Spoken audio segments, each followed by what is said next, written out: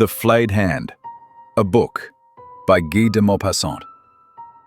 One evening about 8 months ago, I met with some college comrades at the lodgings of our friend Louis R. We drank punch and smoked, talked of literature and art, and made jokes like any other company of young men. Suddenly the door flew open, and one who had been my friend since boyhood burst in like a hurricane. "Guess where I come from?" he cried. "I bet on the mobile," responded one. "No," said another, "you are too gay.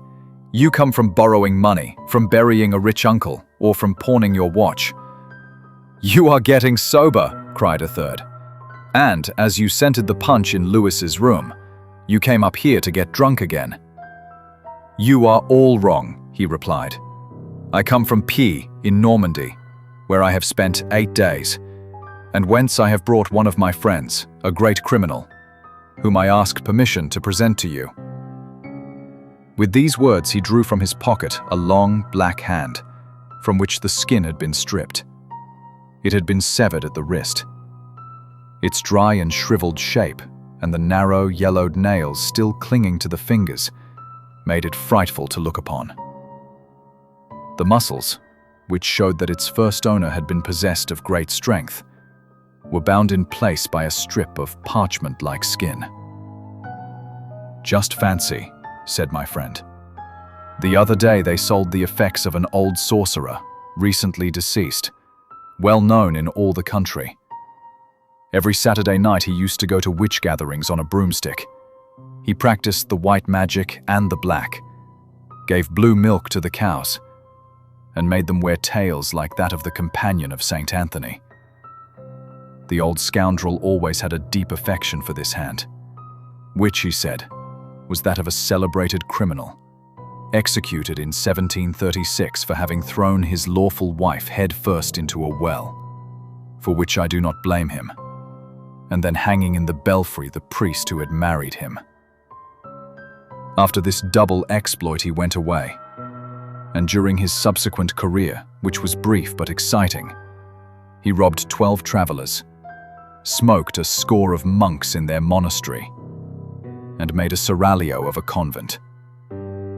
"But what are you going to do with this horror?" we cried. Parbleu! I will make it the handle to my doorbell and frighten my creditors." "My friend," said Henry Smith, a big phlegmatic Englishman, "I believe that this hand is only a kind of Indian meat, preserved by a new process. I advise you to make bouillon of it." "Rail not, monsieur," said with the utmost sang-froid a medical student who was 3/4 drunk. "But if you follow my advice, Pierre, you will give this piece of human debris Christian burial, for fear lest its owner should come to demand it. Then too, this hand has acquired some bad habits, for you know the proverb, 'Who has killed will kill.'" "And who has drank will drink," replied the host, as he poured out a big glass of punch for the student, who emptied it at a draught and slid dead drunk under the table. His sudden dropping out of the company was greeted with a burst of laughter, and Pierre, raising his glass and saluting the hand, cried, "I drink to the next visit of thy master." Then the conversation turned upon other subjects, and shortly afterward each returned to his lodgings. About 2 o'clock the next day, as I was passing Pierre's door, I entered and found him reading and smoking. "Well, how goes it?" said I. "Very well," he responded. "And your hand?" "My hand? Did you not see it on the bell pull? I put it there when I returned home last night. But apropos of this, what do you think? Some idiot, doubtless to play a stupid joke on me, came ringing at my door towards midnight. I demanded who was there, but as no one replied, I went back to bed again and to sleep. At this moment, the door opened, and the landlord, a fat and extremely impertinent person, entered without saluting us. "Sir," said he, "I pray you to take away immediately that carrion which you have hung to your bell pull. Unless you do this, I shall be compelled to ask you to leave." "Sir," responded Pierre with much gravity. "You insult a hand which does not merit it. Know you that it belonged to a man of high breeding?" The landlord turned on his heel and made his exit, without speaking. Pierre followed him, detached the hand, and affixed it to the bell cord hanging in his alcove. "That is better," he said. "This hand, like the brother all must die of the Trappists, will give my thoughts a serious turn every night before I sleep." At the end of an hour, I left him and returned to my own apartment. I slept badly the following night, was nervous and agitated, and several times awoke with a start. Once I imagined even that a man had broken into my room, and I sprang up and searched the closets and under the bed. Towards 6 o'clock in the morning, I was commencing to doze at last, when a loud knocking at my door made me jump from my couch. It was my friend Pierre's servant, half-dressed, pale and trembling. "Ah, sir," cried he, "my poor master! Someone has murdered him." I dressed myself hastily and ran to Pierre's lodgings. The house was full of people disputing together, and everything was in a commotion. Everyone was talking at the same time, recounting and commenting on the occurrence in all sorts of ways. With great difficulty I reached the bedroom, made myself known to those guarding the door, and was permitted to enter. 4 agents of police were standing in the middle of the apartment, pencils in hand, examining every detail, conferring in low voices and writing from time to time in their notebooks. 2 doctors were in consultation by the bed on which lay the unconscious form of Pierre.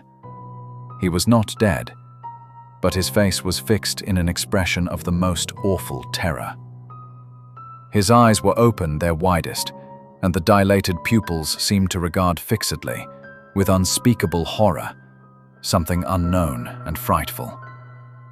His hands were clenched. I raised the quilt, which covered his body from the chin downward, and saw on his neck, deeply sunk in the flesh, the marks of fingers. Some drops of blood spotted his shirt. At that moment, one thing struck me. I chanced to notice that the shriveled hand was no longer attached to the bell cord. The doctors had doubtless removed it to avoid the comments of those entering the chamber where the wounded man lay, because the appearance of this hand was indeed frightful. I did not inquire what had become of it. I now clip from a newspaper of the next day the story of the crime, with all the details that the police were able to procure. A frightful attempt was made yesterday on the life of young Monsieur Pierre B., student, who belongs to one of the best families in Normandy. He returned home about 10 o'clock in the evening and excused his valet, Bouvin, from further attendance upon him, saying that he felt fatigued and was going to bed. Towards midnight, Bouvin was suddenly awakened by the furious ringing of his master's bell. He was afraid, and lighted a lamp and waited. The bell was silent about a minute, then rang again with such vehemence that the domestic, mad with fright, flew from his room to awaken the concierge, who ran to summon the police. And at the end of about 15 minutes, 2 policemen forced open the door. A horrible sight met their eyes. The furniture was overturned, giving evidence of a fearful struggle between the victim and his assailant. In the middle of the room, upon his back, his body rigid, with livid face and frightfully dilated eyes, lay, motionless, young Pierre B., bearing upon his neck the deep imprints of 5 fingers. Dr. Bourdin was called immediately, and his report says that the aggressor must have been possessed of prodigious strength and have had an extraordinarily thin and sinewy hand, because the fingers left in the flesh of the victim 5 holes like those from a pistol ball, and had penetrated until they almost met. There is no clue to the motive of the crime or to its perpetrator. The police are making a thorough investigation. The following appeared in the same newspaper next day. Monsieur Pierre B., the victim of the frightful assault of which we published an account yesterday, has regained consciousness after 2 hours of the most assiduous care by Dr. Bourdin. His life is not in danger, but it is strongly feared that he has lost his reason. No trace has been found of his assailant. My poor friend was indeed insane. For 7 months I visited him daily at the hospital where we had placed him, but he did not recover the light of reason. In his delirium, strange words escaped him. And like all madmen, he had one fixed idea. He believed himself continually pursued by a spectre. One day they came for me in haste, saying he was worse, and when I arrived I found him dying.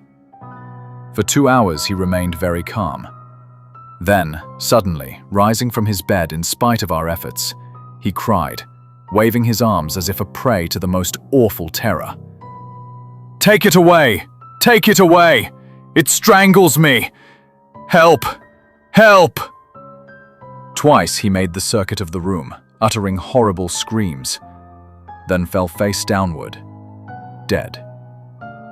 As he was an orphan, I was charged to take his body to the little village of P in Normandy, where his parents were buried. It was the place from which he had arrived the evening he found us drinking punch in Louis R's room, when he had presented to us the flayed hand.